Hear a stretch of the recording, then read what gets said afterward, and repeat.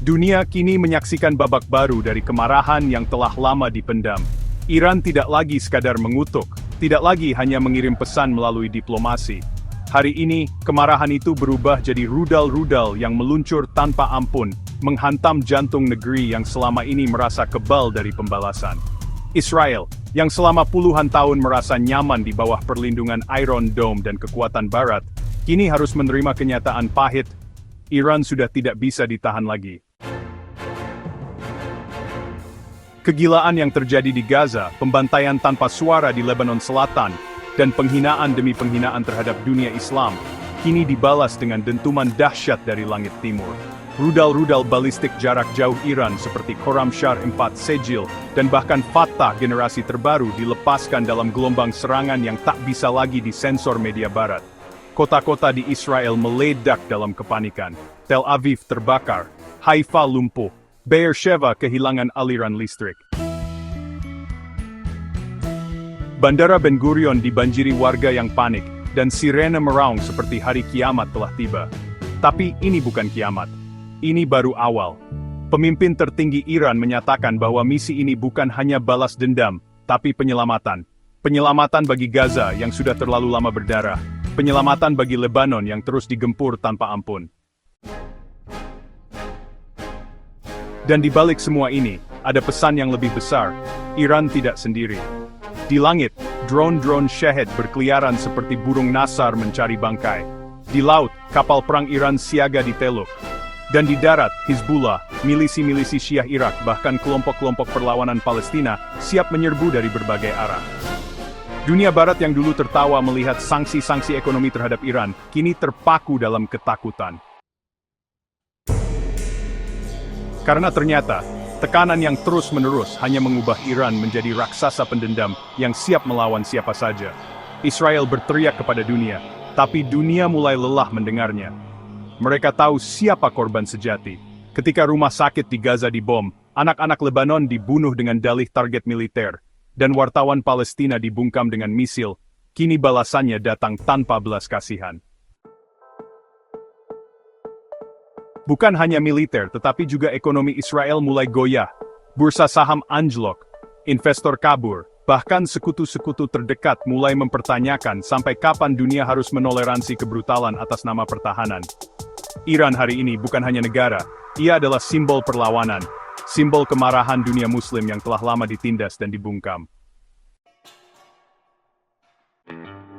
Dan dengan setiap ledakan yang mengguncang wilayah pendudukan, Iran ingin dunia tahu bahwa Palestina bukan sendirian, bahwa Lebanon bukan boneka, dan bahwa saang ditunggu-tunggu oleh rakyat tertindas telah datang.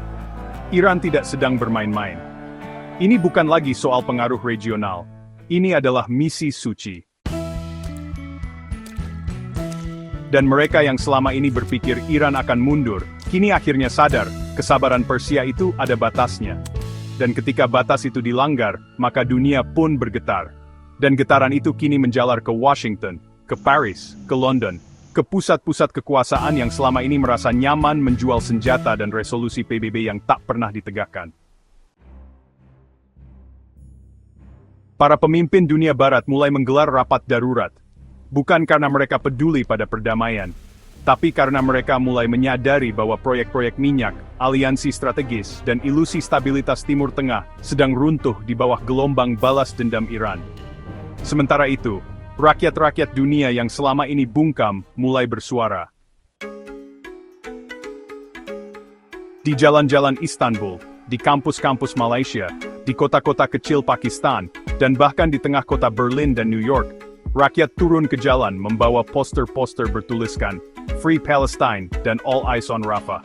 Dunia sedang berubah, dan perubahan itu tidak dipimpin oleh meja perundingan di Swiss atau pidato elegan di PBB, tetapi oleh denyut darah dan suara ledakan yang datang dari langit Persia.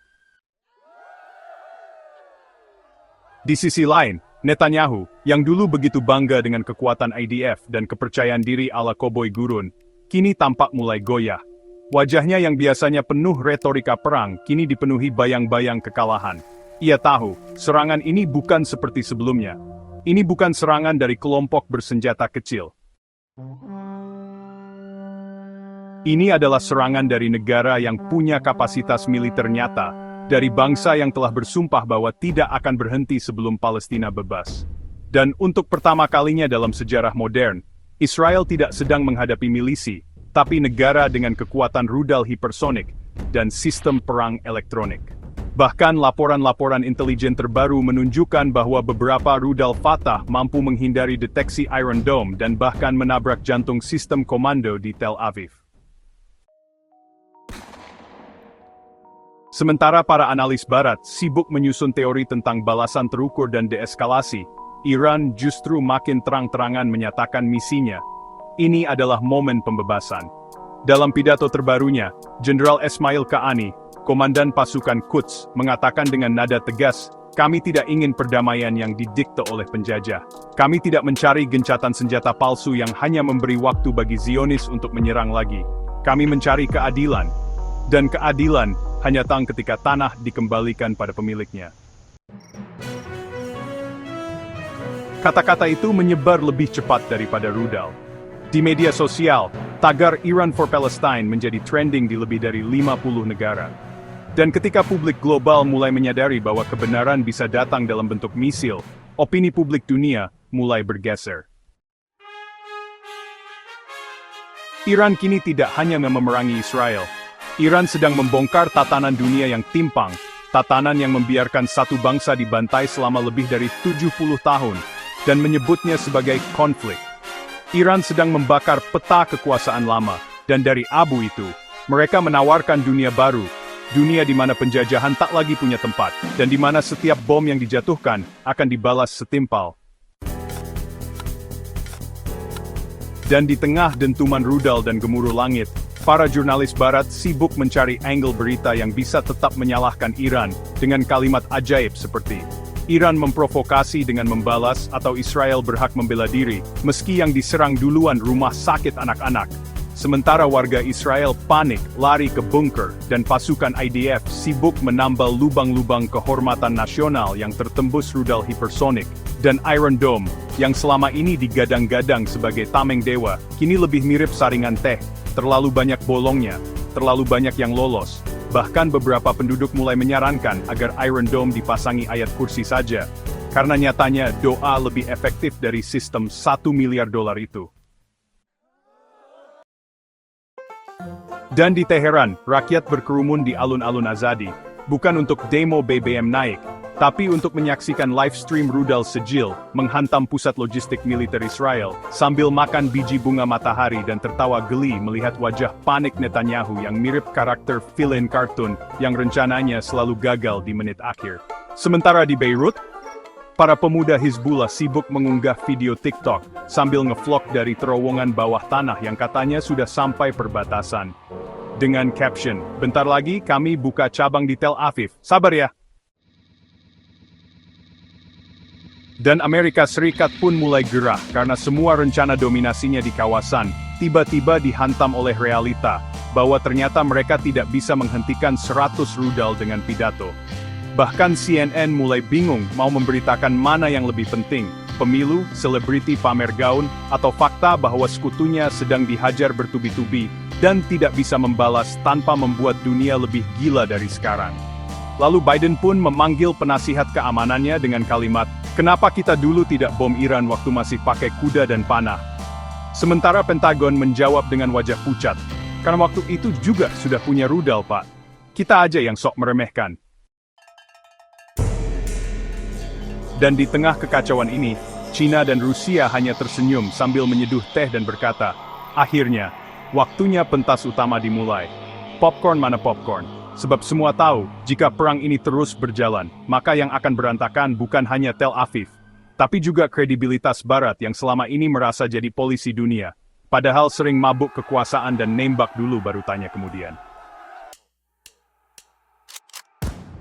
Dan kini Iran datang sebagai gangster baru di kawasan, bukan dengan jas diplomatik, tapi dengan rudal yang lebih cepat dari resolusi PBB dengan janji.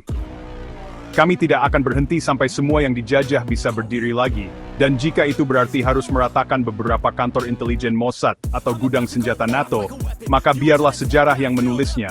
Kami hanya sedang membersihkan halaman depan umat yang selama ini diinjak-injak atas nama keamanan nasional Israel. Dan semua ini lucunya terjadi ketika para pemimpin Arab lainnya masih sibuk mempersiapkan konferensi perdamaian yang isinya teh manis, kursi empuk, dan tidak satu pun keputusan yang relevan dengan Gaza.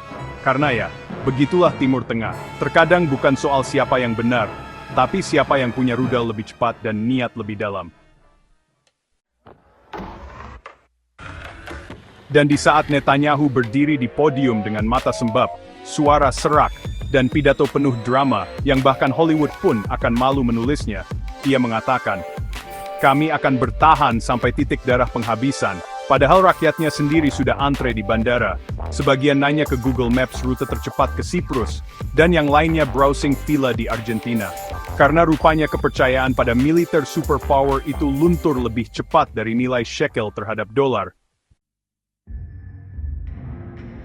Sementara di balik layar, para jenderal Israel mulai saling menyalahkan, dari IDF, ke Shin Bet, ke Mossad, sampai ke tukang kopi di ruang perang. Semua dituduh lalai, semua dikira mata-mata. Dan lebih parah lagi, ketika rudal Iran menghantam pusat komando di Negev, sinyal Wi-Fi dan listrik padam. Para jenderal bahkan tidak bisa Zoom meeting buat rapat darurat. Sungguh ironis, negara dengan teknologi pertahanan canggih tapi rapatnya bubar cuma karena genset ngadat. Dan di sisi lain, pemimpin Iran malah tenang-tenang saja. Duduk di karpet Persia sambil senyum simpul, bilang, "Kita baru pemanasan," lalu menyeduh teh saffron dan melirik peta Tel Aviv dengan santai, seperti lagi nyusun itinerary liburan. Sementara para ahli strategi di Eropa kini menulis laporan 200 halaman untuk menjelaskan satu fakta simpel, bahwa Iran bukan cuma bisa membalas, tapi bisa balas sambil ketawa. Dan itu yang paling menakutkan. Karena dunia selama ini nyaman berpikir bahwa yang bisa menantang NATO hanyalah Rusia atau Cina. Tapi ternyata ada satu pemain lain yang tak terlihat namun punya gigi yang tajam. Dan lebih gilanya lagi, mereka bukan cuma ingin menang, tapi ingin mengubah seluruh permainan. Dan ini bukan cuma soal perang rudal, tapi perang narasi, perang moral, perang siapa yang layak bicara kebenaran. Dan di TikTok serta Twitter, anak-anak muda di seluruh dunia lebih percaya video rakyat Gaza daripada berita resmi CNN. Dan itulah kekalahan paling telak yang tak bisa dihitung dengan drone atau tank. Kekalahan di hati umat manusia, karena ternyata tidak semua bisa dibeli, tidak semua bisa diintimidasi. Dan saat rakyat Lebanon, Gaza, dan kini bahkan Yaman ikut merayakan tembakan rudal ke arah Haifa, seperti nonton final Piala Dunia maka dunia harus mengerti satu hal penting, bahwa jika kalian menindas satu bangsa terlalu lama, pada akhirnya kalian tidak akan hanya menghadapi mereka, tapi juga semesta simpati yang sudah lelah diam. Dan ketika Gedung Putih mulai menyalahkan cuaca, ya, betulan cuaca atas kegagalan deteksi awal serangan rudal Iran, dengan pernyataan juru bicara yang berkata, "Awan tebal mengganggu satelit kami dunia," akhirnya tertawa bersama, bukan karena lucu, tapi karena gila.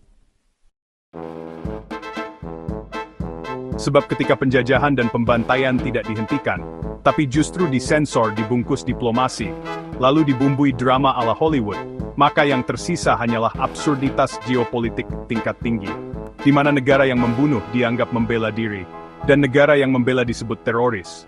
Tapi anehnya, senjata teroris bisa nembus sistem pertahanan paling mahal di dunia, bisa bikin Netanyahu keringat dingin.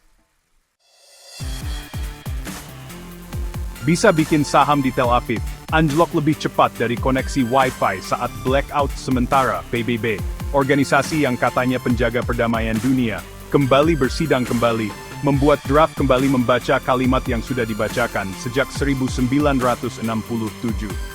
Kami mengutuk dengan keras tindakan kekerasan, dan mendesak semua pihak menahan diri. Ya ampun, kalimat itu sudah lebih tua dari umur kebanyakan tentara IDF yang dikirim ke Gaza, dan tetap saja tidak ada yang menahan diri.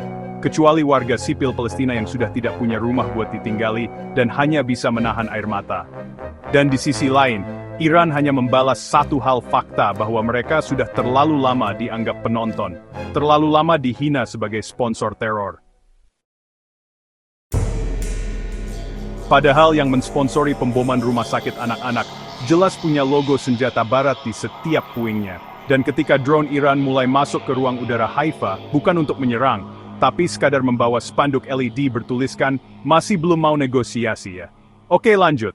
Maka semua peta strategi dibuang, semua janji pertahanan dipertanyakan. Karena bagaimana mungkin sebuah negara yang disanksi, diembargo, dan diboikot selama puluhan tahun, tiba-tiba muncul sebagai kekuatan militer yang bikin Pentagon kebingungan. Bahkan CIA sampai menyewa ulang mantan agen era Perang Dingin untuk menerjemahkan dokumen-dokumen Farsi yang dulu dianggap tidak penting. Dan sementara itu Rusia dan Cina tetap duduk santai, bermain catur geopolitik dari kejauhan. Sesekali terdengar tepuk tangan saat Israel kena satu pukulan lagi. Lalu ada tawa kecil ketika juru bicara IDF bilang, kami sedang mengevaluasi.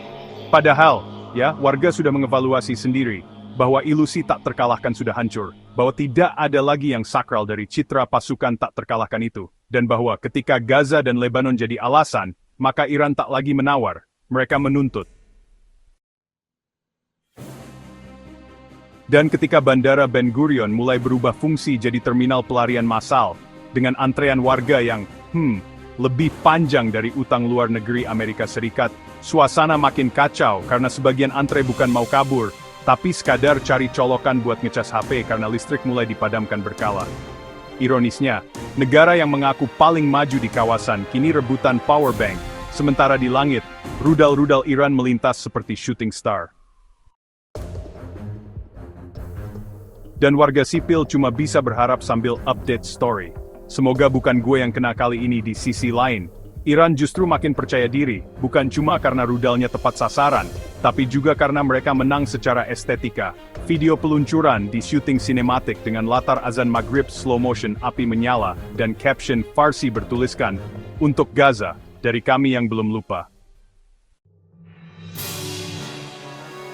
Dan seluruh dunia menontonnya bukan sebagai propaganda, tapi sebagai klimaks dari cerita yang terlalu lama ditahan endingnya. Sementara di Tel Aviv, ATM mulai dibatasi nilai tukar shekel ke dolar ambruk, dan pasar saham Israel lebih volatil dari mood diplomasi Arab Saudi.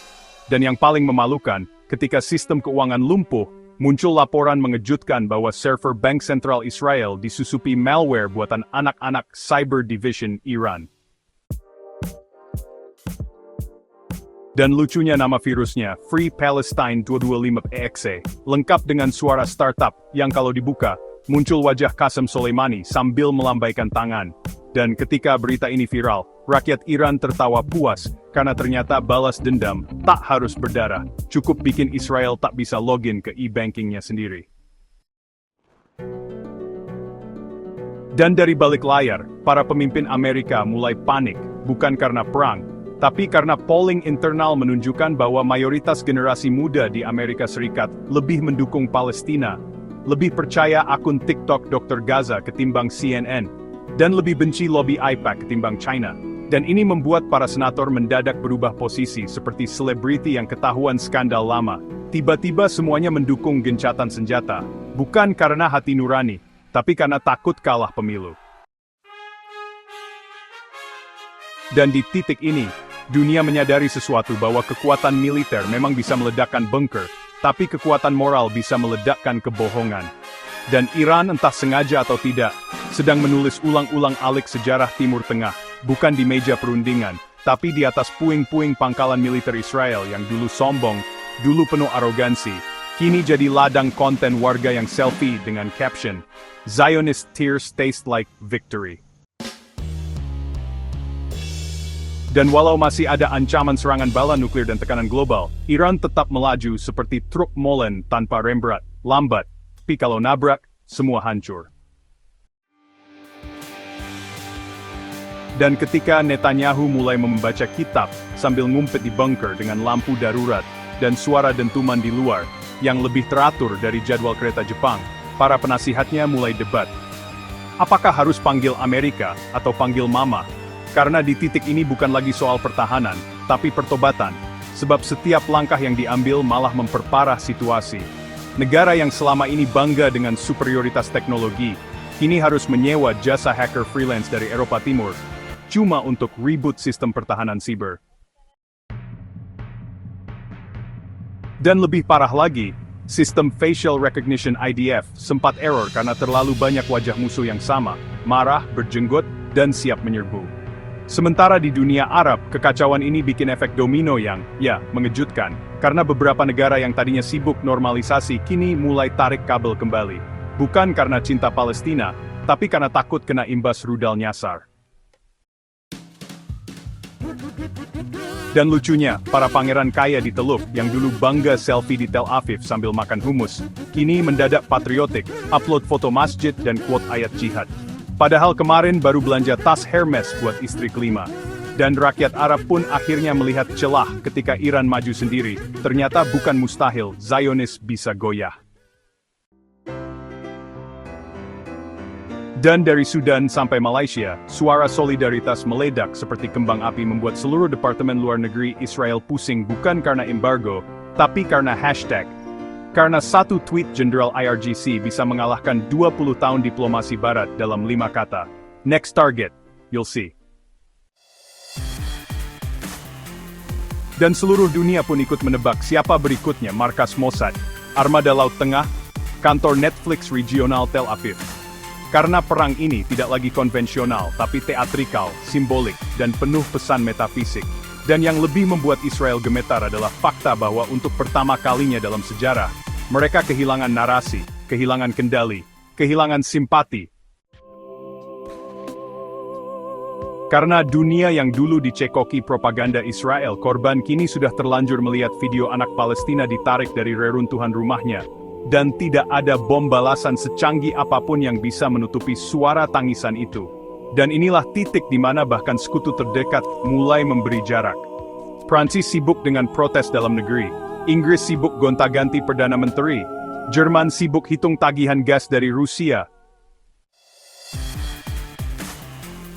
dan Amerika sibuk campaign pemilu sambil berusaha menjawab kenapa harga bensin naik. Padahal katanya Iran disangsi. Sementara Iran, di balik semua tudingan tetap melangkah. Satu rudal, satu pernyataan, satu langkah strategi. Dengan tenang tapi pasti, dan dengan wajah dingin khas diplomat Persia. Mereka berkata, kami tidak memulai, tapi kami tahu cara mengakhiri.